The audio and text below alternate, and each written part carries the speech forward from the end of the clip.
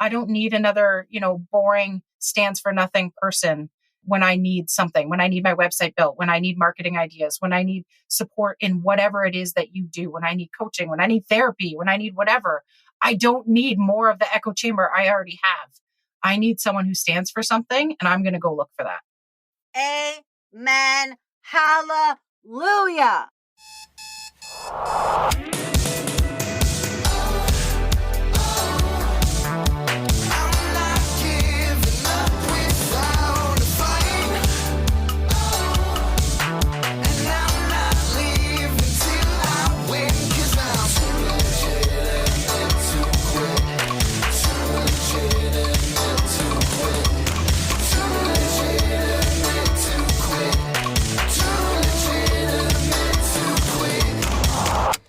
Welcome to Too Legitimate to Quit, instantly actionable small business strategies with a pop culture spin. I am your host, Annie P. Ruggles, and my guest today is the wonderful Melissa Marcelissen. After spending 20 years working in corporate finance and insurance as a sales and operations leader, a human resources business partner, and an advisor or coach to the C-suite leaders, Melissa Marcelissen founded Vision Leadership CG in 2021. Melissa specializes in inclusive leadership development and has a true calling and passion for enabling corporate leaders to unlock the power of diversity through inclusion. With the support of exceptional inclusive leaders, Melissa embarked on her journey of self-discovery that propelled her to living life guided by purpose and authenticity. This journey empowered her to realize and embrace her identity as a member of the LGBTQ plus community, to uncover her unique differences, and begin to fully realize her potential as a thought leader and change agent. Melissa graduated from the Ivy School of Business Executive MBA program and was recognized as class valedictorian with the winter section of 2020 and resides in Stratford, Ontario with her two teenage sons. Melissa, I am so excited to have you here on Too Legitimate to Quit today. I know that your work is so profound and so important, and I can't wait to get into it. But first, I got to ask you a question, which is, what do small business owners need to focus on this week? Small business owners need to remember that they make a difference and that they do what they do for a reason, and they make an impact in their clients' lives and everyone around them. So the days that they can't get up and don't feel like doing it, sometimes you need to remember that. Abso-freaking-lutely, right? It's not about us. When I was a little kid, my mom, who's a really amazing motivational speaker, who was always the center of attention, she still taught me this really important lesson that's like, Annie, it's not about you. When I would go into like a social situation and be like, or like I get super amped or nervous about something, she'd be like, hey, it's not about you. Stop making it about you. Be present. Be a contributor to this situation. And I see that now so much in my work with sales avoidance is people were like, well, I don't want to look this way and I don't want to feel that way. And I don't want to, blah, blah, blah. It's like, well, hold on. You told me that you wake up all day, every day with a desire to help people. So why are you making it about you? Right? Our difference is bigger than us, but we can impede it. So I love that. I absolutely love that. And because let's just normalize the fact right off the bat that entrepreneurship is really flipping hard. Absolutely. Yeah, really flipping hard. And that's across the board for everybody, notwithstanding layers of privilege or, all of the other things that we could unpack on this, but maybe we will. But I just think even if you are the most privileged person alive, entrepreneurship still has some really bad days. And if you aren't the most privileged person alive, then everything is even harder for you all along. And yet we're still talking like entrepreneurship or small business is the easiest path. We can, work 4 hours a day or even 4 hours a week, make $1 billion, donate all our money to charity and live on a yacht. And it's like, sure, maybe we can get there, but it's going to take a lot of work. So what do you think? Why do you think that people who are so why driven still struggle so much not to get in their own way? I think just like you said, it's us sometimes we think, okay, is this my ego doing this? Is this my drive to be successful? And we, the people that want to make a difference, are the type of people that ask ourselves these questions. The people who don't have to ask themselves those questions are the people that are driven by their ego and by their greed and by their need to do that. The people that want to make a difference in the world, we're constantly asking ourselves this question. Why am I doing this? Is it okay if I do this? Is it okay if I take up space? Is it okay if I ask to get paid? Is it okay? But if we don't take up space, if we don't get paid, and if we don't make our circles bigger, then we're not making a difference, right? So I think that is a thing that we fight with all of the time. Whereas really super easy thing to remember is, if I was doing this to feed my ego, I wouldn't ask myself if I was doing this to feed my ego. Thank you. I say all the time, assholes don't get imposter syndrome. Exactly. Only nice people get imposter syndrome, because if you're, exactly to your point, if I'm saying, am I doing this right? Am I okay? Am I going to show up today? Am I blah, blah, blah, blah, blah? That means that you care about the person that you're serving and you don't want to hurt them. If you don't want to hurt them, fantastic. Don't hurt them. But the meanies of the world aren't sitting around going, whoa, am I being mean? No, they just do it. They just jump in and take, and we're not like that. It's so funny that we are the ones that carry kind of that emotional weight. And we find ourselves in entrepreneurship. There's not a lot of people that find themselves in entrepreneurship because they thought it would be easy or they couldn't get a job.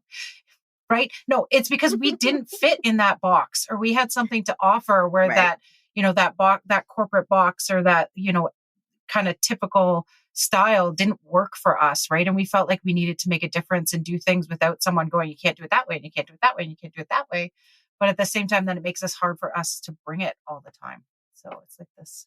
Absolutely. I think also one of the things that I'm so excited to have you here for is, yes, I am unhireable. Okay. Like, I've done the job thing. I've been C-level. I've whatever, all the stuff. I'm unhireable. I don't want to work for anybody else. I'm annoying. I don't want to do it. Like, if I don't want to brush my hair that day, that's my prerogative not to, right? But I think also that's my worldview as a white, middle class, barely queer person, in that, in a hetero marriage, like, in a monogamous hetero marriage, even more so. I think a lot of people are drawn to entrepreneurship because of, like you said, they don't fit the mold of those things because of their work style or what impact they want to make. I can't even speak to all the people out there that have left other environments because of who they are and their inability to show up as themselves in these environments. Like, I have a lot of really amazing non-binary friends who are still dead naming themselves at work because they feel like that's safer and that's their prerogative, right? But I also have had other friends that are like, listen, my corporate environment is not a safe place for trans people, so I'm going to go off on my own. But then you still got to bring it. You got to bring the fact that you are building a community or building a platform that rises to the challenge of supporting you, right? Am I talking out of my butt you're here? Absolutely right. And if you look at the statistics, especially over the last 2 years with everything that we've been through, female entrepreneurship has been on the rise for the last 15 years, but now Black-owned female entrepreneurship, non-binary, trans-owned businesses are rising too. And the really sad thing is, well, it's great for us, but the sad thing is that corporations and organizations are losing all of this amazing talent because they won't listen to them, right? They'll hire them to say, like, okay, no, we have diversity. But when you don't have inclusion, you have that person say, but I can't speak my voice at work, or I have to expend a certain amount of energy. And I know I've had to do it. I've been very, very lucky. So I walk into a boardroom, and unless I'm wearing my striped chucks or like rainbow shirt, which I wear a lot of, I walk into a boardroom as a cis straight white woman until I open my mouth or say something different or put someone in their place or whatever. But I've had to make that split second decision on Monday morning. What did you do this weekend? Do I say I was with my partner or do I say I just went with my friend, right? I have to make that decision and know when I go to speak at the next meeting, does my credibility come with me, or is that person constantly just looking at me as this one part of my identity?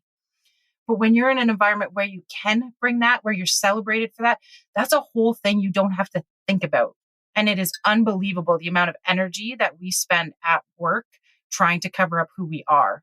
And that means our employer isn't getting the best of us, right? They're not getting. So that's when we go out on our own and we go, okay, I'm going to do this my way. Yeah. We make these huge, profound impacts on the world, but we could be making these impacts in businesses too, if they would be inclusive, because everyone's charging towards diversity and everybody's forgetting that you can put all sorts of different people out of a table, but if you muzzle them, then it's still the one voice that you're going to hear. It's not inclusive. It's not at all. And it does nothing. It does nothing for your organization. You don't get those benefits of increased profits, increased shareholder value, all of those things just by hiring people. That doesn't happen. No. And so for a lot of people, I've had this thought myself, and your work and the people that you serve are so dear to me, and you serve me as well, right? So you serve all humans. But one thing that I've heard, and I would love to get your take on this is, and I love that you brought up that it's not just about hiring, which checks the diversity box, but not the equity box or the inclusion box. One thing that I've heard, and I've also thought, in my own work is I'm a one-person business. I hire contractors from time to time. I try to make sure that I am hiring not just a bunch of cis white people, right? But beyond that, how can I create with my platform? Because I spend so much time marketing. I have a freaking podcast. I have all these other things. Do you have tips, tricks, tools for people who are solopreneurs or very small businesses on how to create inclusive companies and inclusive spaces, even if they're not currently hiring? Yes. What are you listening to? What are you watching? Who are you reading? What does your feed look like? I heard a tip from someone. If you go on a date and you ask them to open their TikTok and look at their For You page, this is who they are, right? So is it, person that looks like them, person that looks like them, person that looks like them? Or is there some diversity there? Are they having their minds exposed to different things so that you can be aware of it? Now, you come from some intersectionality, whether that shows up just by looking at you or not. It's still there. So you have that increased perspective, but the more you can invite in other perspectives. And I think it's even more important when we're solopreneurs because we can get into an echo chamber super easy. Oh, yeah. Right. Every month or two, I will do that test to myself and I'll scroll through and I'll go, okay, so why did it take me, 20 swipes to look at someone different than me? That's not okay. I need to choose. I'm going to unfollow some people that will just keep telling me what I want to hear. And I'm going to follow some people that will give me a different perspective. Abso-freaking-lutely. Another thing, and I don't want to encourage behavior that's performative, right? That's always the risk. But when you're looking at, yes, what you're consuming, no one sees that except you, but it does profoundly change your worldview, which turns stuff around. And then in the public stuff, I am really, really tired. Let's have a white person to white person powwow right now. I'm really tired of seeing the same 5 white bitches in everybody's stock photos. Let's go out and find some other stock photos. Let's find some queer people in stock photos. Let's find some body positivity in stock photos. There's this amazing person named Lindsay. And I don't know Lindsay's last name, but they have this whole body positivity photo library thing that's also super queer. And I love it. And I can't even tell you, I posted one picture on Instagram from this collection and people went bananas, and it had nothing to do with my content just because it's not those same 4 white, blonde, super skinny women holding their coffee mugs. I'm we can't find pictures of other people holding coffee? Right. Really?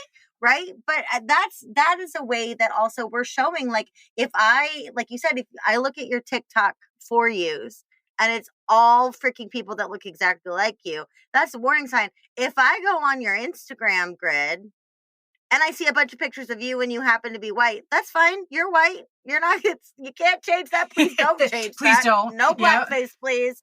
My God. But at the same point, like if you're using stock photos and all I see are white people or fit people or young people or whatever, we're missing an opportunity here. What other opportunities do you see, Melissa, where we could make profound changes, but we just aren't aware that they're there to be made? That's a great question. I want to say something just before we go off the Instagram feed thing. Yeah. Something else to be aware of is when you talk about performative, there are unfortunately a lot of white women that would identify as feminist or inclusive or things like that are having these Instagram pages pop up with these amazing quotes, some great stats, some good learning. You never see their face. And this is a problem, right? We need to know who we're centering and who we're not, right? And then we need to be upfront about it. So I post pictures of myself. So if you look at mine, it's mostly a white woman because it's mostly me. It'll be like my videos and stuff like that. But I am very purposeful about what I share in my stories and making sure that I tag the person who actually created it. And I make sure that I'm sharing and centering voices that are different than mine and making sure that they get credit for it. So just before we kind of move off that, don't also don't like whitewash or like de-whitewash your profile either and be inauthentic and like try and profit off of something that you're not, because that is not cool. That's not okay. We have done that for hundreds of years and it's our job to stop that. Right. So I think what we're doing now, basically questioning. And again, by exposing yourself to different things will keep you questioning. Why am I making this decision? Why am I making this decision? Why am I drawn towards that contractor or to this virtual assistant or to this person to build my website? And really challenge yourself and push yourself outside the box. I know another thing that I'm looking to do, I'm launching a platform a little bit later this month that will be like a membership, and we will have the opportunity for people of color to join without paying, right? Like we need to find these ways to get to equity, right? We need to find these ways to help people catch up from where we have done harm. We have left people behind, whether it's been our individual intent or not. We have benefited from a system that has left others behind and makes it more difficult for those voices to be heard. So if I'm developing people, if I'm coaching people, I am bringing people in that maybe not paying my fee. I'm charging others. I may be even charging others more because then they can help me fix this equity thing, right? So I think that's a big one. Yeah, because that's equity. Exactly. Right? So for you, how do you define equity versus equality? And for people who aren't familiar with DEI or this work, they may have only ever heard about equality. How do you define equity and how can we create? What are some other ways, like you said, you just gave us a great example, but what are some other ways that we can create equity in small business? So another, again, just like being really proactive about who you're asking to build your platforms, who you're making your donations to, who you're doing all of those things, making sure that it is making things better and not just going like everything should be equal. I don't like if a company is giving 25% of their donations to, 4 different things, that's not equity, right? That's equality. And treating everybody the same isn't where we're at. We don't deserve to be there because we have not treated everyone the same for so long. I kind of have an issue with this "it's not pie" thing. I don't know if you've seen usually they talk about it when you talk about human rights. Yes, it's not pie. More for someone else doesn't mean less for you. But equity is the opposite. Right. We have to be okay with a little bit less of the pie right now. Because we've had so much, like we've got enough. We've had enough. And yeah, it's an individual pain point for me to be the one to say, you know what, this contract is not right for me because you have a systematic race issue. I am not the person to go in and do that. Yeah, I can charge this company thousands of dollars and they will probably pay me to do it. That is not my place. My place is to pull in my contacts that have that lived experience, that can actually address that issue way better than I can, and that deserve to be making that money. I do not deserve to be profiting off anti-racism. That's not my role, right? So it's understanding that's not your lane. I need to stay the heck away from it. And I need to bring in the right voices to make sure the work gets done properly and the right person is paid for it. Because I can gather resources. I can put together a strategy on pretty much anything. So can I technically help that company? Probably. Could I make a difference? Yes. Could I make a ton of money? Yep. That's not my money to be made. And it's up to me to go, yeah, I have 2 kids. I have an 18-year-old as of today. I have to put through university. I have to put through school. I got to pay my mortgage, all of that stuff. It's for me to do that gut check moment and go, nope, I'm going to pass on this, 5-figure contract and make sure that one of my colleagues gets it that should be getting it. That's equity. And that's both, though. There's 2 steps. Well, actually, there's 3 steps there that you mentioned, and all of them are super important. Number 1 is the awareness piece. This is not my lane. Number 2 is the active, scary ass act of passing on it. But then number 3 is passing the ball to someone whose lane it is, right? It's not enough to just go, nope, I'm walking away. This isn't right for me. You're actionably saying, hold on. There are people in this world that are better for this job than me. Let me boost them. And I think that will appeal to so many people, because so many of the people that I talk to are terrified of leaving someone high and dry. And that's not what we're saying. We're not saying like, just leave everybody in the lurch. Don't take things that aren't in your lane. Well, yeah, don't take things that aren't in your lane.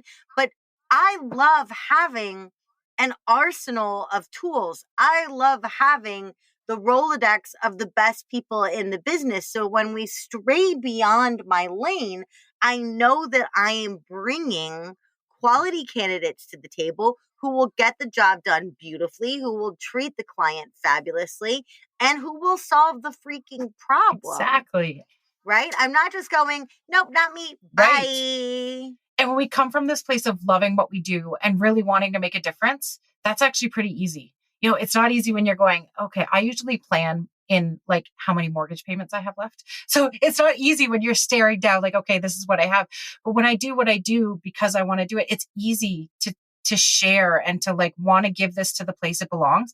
The other thing for me, because I do work with corporations, is that if they were willing to hire me to do this work and I don't give them someone else, I have not done anything good.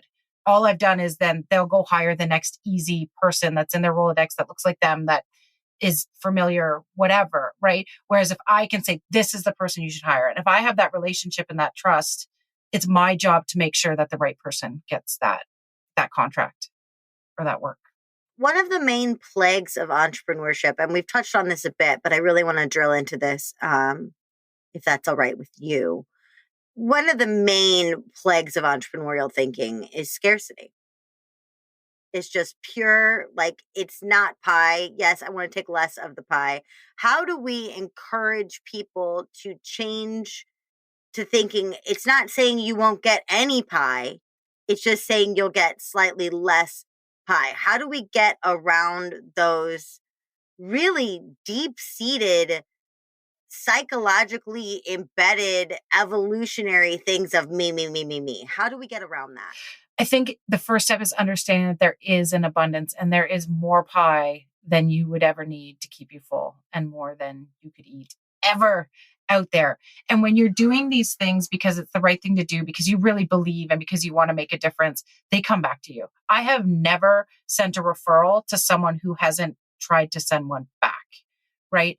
And it was never my intention, right? But that's just how that works, right? When we come from this place of doing the right thing because it's the right thing and wanting to make an impact, the bigger impact we make, the less we have to worry about, what's coming and that scarcity. I don't know if you've read The Go-Giver. That's one of my favorite books. Oh my God, that book is everywhere in my life. It's my favorite book. And I've read it a number of times, listened to it to an Audible really fast. We talked to it. But we talked about how we listen to everything super fast. I love it. I think you can listen to that book in like an hour and a half on a drive at like 1.8 or 2. But it's fantastic. And my favorite one is, I'm going to forget what chapter, with the teacher, where she's kind of explaining how you can balance this, why it's okay to have this abundance and make so much. And all these other teachers are really doing good work and love what they do. And they're making a difference in someone's life. But the bigger you can bring that, the more of a difference you can make, the more of an impact you have on the whole world versus 30 people at a time. You're never going to worry about what's coming back. And as long as you're worried about adding more value, you're never going to have to worry about what you charge or that it'll be there. That's a mic drop moment. As long as you are what did you just say? I can't even say it. You just made my tongue tie. It's so good. I'll say it again. I always actually say you need to record because I never know what I say. Just stuff comes out. But good thing it's recorded. But like, as long as you're worried about how much value you can add and adding more value than you're getting back, you will never worry about, being able to charge or being confident in what that price is or that price point or asking to get paid. As long as you feel like you are adding value, you won't worry about that. That just comes. It wasn't as nice the second time, but no, it was still as powerful. It was still just as good because you know what? What I hear underlying everything that we've talked about thus far is intentionality. It's intentionality and awareness. I am aware that I am not alone in this universe. I am aware that not everyone in this universe has the same exact feelings, beliefs, structures, desires, abilities that I have. And I'm also intentional about how I show up accordingly in that world. And I think that is just absolutely stunningly gorgeous. I'm going to ask you a really intense question, and then we're going to have some fun. Once upon a time, I was speaking at a romance writers conference in Atlanta with one of my absolute best friends and great loves of my life, who is a romance writer. We went down there together. And romance, we talked a little bit before in the Bridgerton episode, but romance is always kind of going through this reckoning of like, stop calling First Nations people savages in your books. And like, why is everything so weirdly rapey? And just stop. Like, it's all of these different things. But when we went, I was speaking about how to show up on social media, and literally right before the panel that I was supposed to speak on, I listened to the panel before, and they told people, you are an author. And this was in the middle of the previous administration. So down here in America, so they're like, you are an author. People want to hear about your books from you. Nobody wants to hear about your politics. Nobody wants to hear about your religion.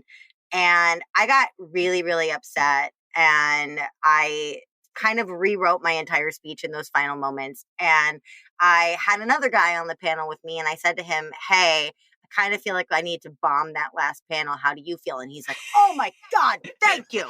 Yes, we need to blow that out of the water. And so we basically sat down and we were like, listen, if you are hiding your politics, especially with what you consider politics is just human rights issues, I consider that to be an unbelievable misuse of privilege. So is there a balance point for people who don't want their whole thread to be like super Black Lives Matter, super queer, super everything, black out your picture, add the profile rings, do all that performative crap?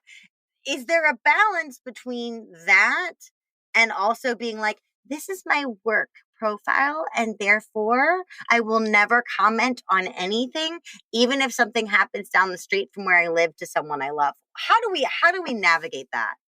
Yeah. Oh my gosh. I'm so glad you asked this, because I had this moment last week. I was like, do I do this? I'm still building, right? I'm not in the place where I want someone to look at my profile and go, they're not for me. However, if I want to be for everyone, I'm for no one. Yeah. And I want to work with the people who want to make a difference and who want to change the world. And they don't have to believe everything I believe, but human rights are table stakes. Yes. Please. Yes. Like, there are certain things that are non-negotiable for me.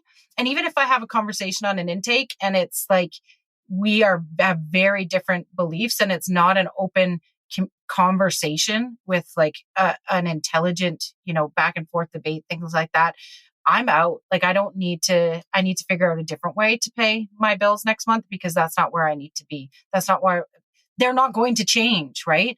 But the other thing, again, as entrepreneurs, especially, you want to be niche. You want to be who you want to be for, because if you try and talk to everyone, no one is listening. Mm-hmm. So I think when you said, when do I know when to do it, when to not? If it feels performative, don't do it. Yeah. If it feels a little scary, do it. So I had this moment, right? Feels a little like, do it. So I had this moment last week because I saw a tweet from Uber about Uber and Lyft covering the charges for any drivers in Texas that end up being charged with this whole crazy vigilante Yes. And I was like, okay, I really want to post this because I've believed for a really long time. And I actually shared with my class in our convocation speech that I truly believe it is strong, purpose-driven, inclusive corporate leadership that will change the world. Government, oh my gosh, let's face it, they're not doing anything. Churches aren't helping us right now other than driving us further apart. But everybody has to show up at work at least 40 hours a week. And that's how they decide how they're going to behave, right? And so it is strong corporate leaders willing to take the short-term pain because it's the right thing that will change the world. So I was looking at this going, I really want to post this and reaffirm that like, this is the thing that will change the world.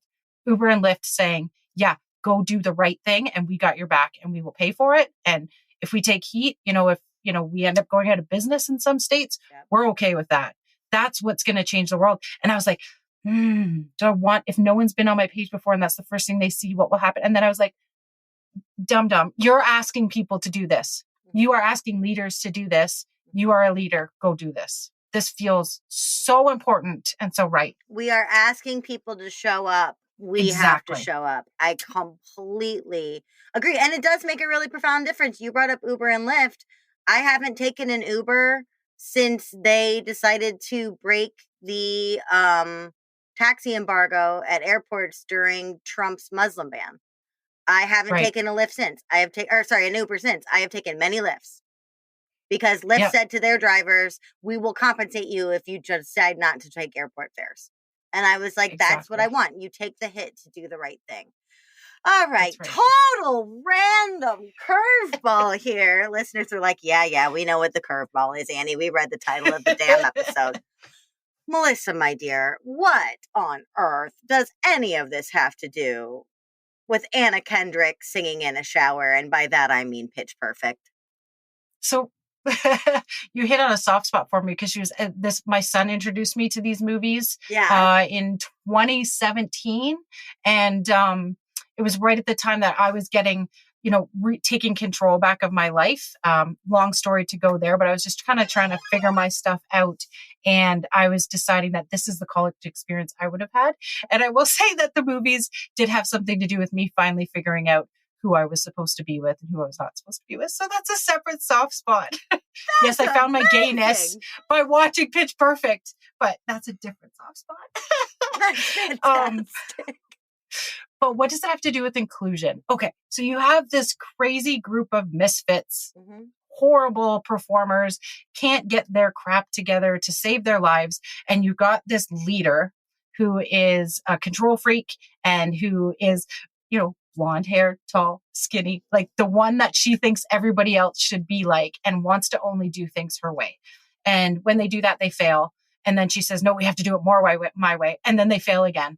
And then she says, we have to do it more my way. And then they fail again. And they are a mess and they fall apart. And then they go, wait, if we all decide to embrace our differences and take advantage of our differences and let Chloe sing her ridiculous bass ball and let Lily give her beatbox and let everybody do their thing, we could be amazing. We could be exceptional if we just started not trying to be like each other or be like the thing we think we should be. So this is why Anna makes them, Becca makes them be inclusive. Becca makes them recognize each other for what they're amazing at, whereas Aubrey's always trying to get them to fit in a box. And when are they successful? They're successful when they all get to do their thing. They all shine. They all look different. Even their uniforms are different, right? So the bigger girls have like cap sleeves and the little girls get to show their midriff if they want to. And they're all get to express themselves the way that feels authentic and true to them. And then they go out and kick butt. Yes. Awesome. And I love, that example is so specifically Pitch Perfect, but there's always this idea of like the ragtag motley crew that comes together to make something gorgeous. It's normally in like sports movies, right? So like The Sandlot or Major League or any of those things where it's like, well, we're not the team that we wanted, but we are the team we've got. And then it turns out that by doing exactly what they said, embracing everyone's different skill sets, you don't make a melting pot, you make a casserole that is really cool and inviting and exciting and rich and what people want. And so I think that that's so fabulous, right? To talk about It's how so you're going to simple pull and out the strengths of all these different people, the style, the comfort, the preferences, the identity of all of these different people. And those of us who are building communities, we can be doing that too. How are we homogenizing behavior, right? How are we standardizing things that shouldn't necessarily be standard instead of embracing what makes each of us us? Exactly. And when you look at whether it be entrepreneurs building their teams or their environments or their surroundings, or whether companies building their teams, they're hiring all these people that look different and then asking them to act the same. Like, it's ridiculous. It's so silly. Bring in all these people because they don't look like you and then ask them to act and think like you. Like, duh, it doesn't work, right? So all of these girls made the team because they could sing, and then they were all asked to sing exactly the same. Like, just stupid. It doesn't work, right? No. But then when you can actually let people be who they are, let them thrive, let them grow, let them be proud of who they are, let them lean into their gifts. Oh my goodness, like, you can do anything. And that's for us individually too. We all do some form of blending to try to keep ourselves safe from rejection. But when we blend too much, we fade.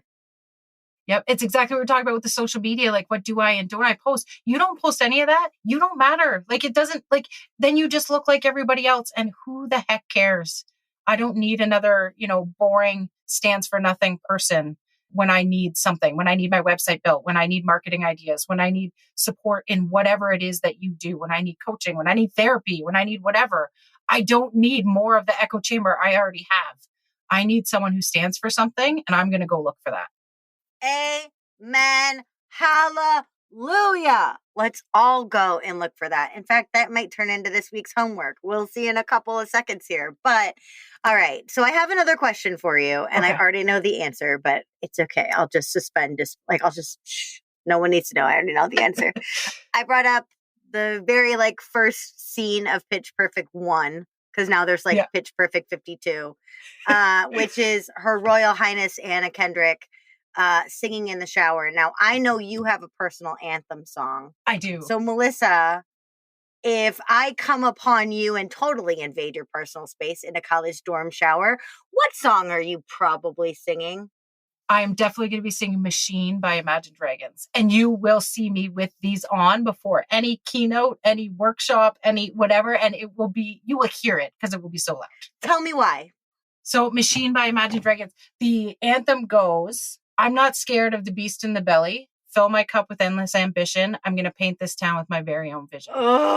So I am not afraid that I have something to offer. And heck yes, I am going to bring it as often as I can. So that will be blaring. Paint this town with my very own vision. Melissa, I am sure that so many people that are listening right now would love to get in touch with you so that you can help them do exactly that. Paint this town with their very own vision, whether it's a town, whether it's Instagram, whether it's the whole world, whether it's a corporation. What is the best way for our listeners to start a conversation with you? So I am super easy to find because I happen to be the one and only Melissa Marcelissen that I know of in the world. I check on Google every once in a while. Yes, it's a very original last name. There's only a few of us left. So you can find me, Melissa Marcelissen, on Instagram, LinkedIn, Facebook. And my corporate facing website is visionleadership.ca. And then my more entrepreneurial facing website is just melissamarcelissen.com. And that's exactly what I do. I create ambitious vision and I help you find yours. I can help you uncover your ambitious vision and share it with the world. I freaking love it. Melissa, it has been an honor to have you on the show here today. Thank you so much for the work you do. And thank you for being my guest today. Thank you so much for having me. It's been so great. I feel like I know you already from listening to the podcast. And now I feel like we're longtime friends. This is such an honor. Well, we Thank are you. now. You heard it out there, listeners. Melissa and I, hard, fast friends. It's happening. Everybody else, I will be back in just a second with your homework and my final thoughts for this week.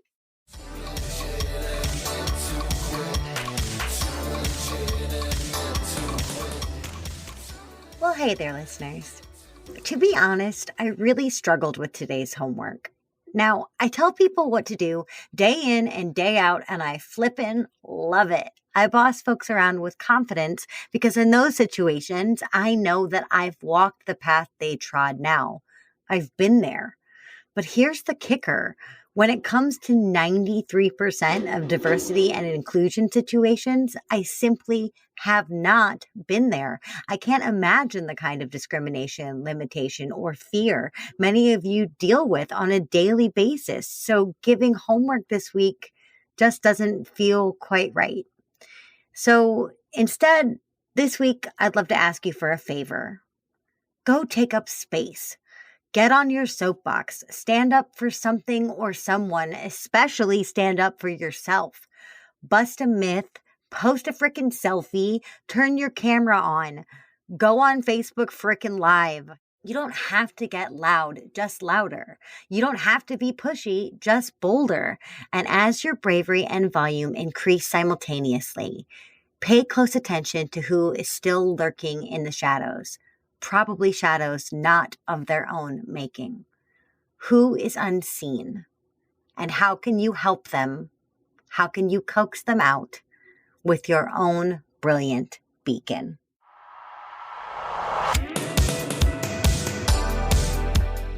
Hey, thanks for listening. Too Legitimate to Quit is brought to you by the Non-Sleazy Sales Academy and me, your host, Annie P. Ruggles. Listen, we talk a lot about marketing on this show, and that's because I fully, earnestly believe that every dime and every moment we spend marketing is totally worth it unless we turn around and sabotage ourselves at the finish by refusing to sell and sell beautifully. Why? A lot of us have a misconception of what selling actually requires of us or who it needs us to be. Please give me the opportunity to help change your mind at www.nonsleazy.com. That's NONSLEAZY.com. Big shout out to the fabulous dudes who help make this show what it is. My producer and editor, Andrew Sims of Hypable Impact, my composer, Riley Herbastio, and my show artist, Francois Vigneault. They're all fabulous, and I'd be glad to introduce you. Until next week, just do your best, and remember, you're too legitimate to quit.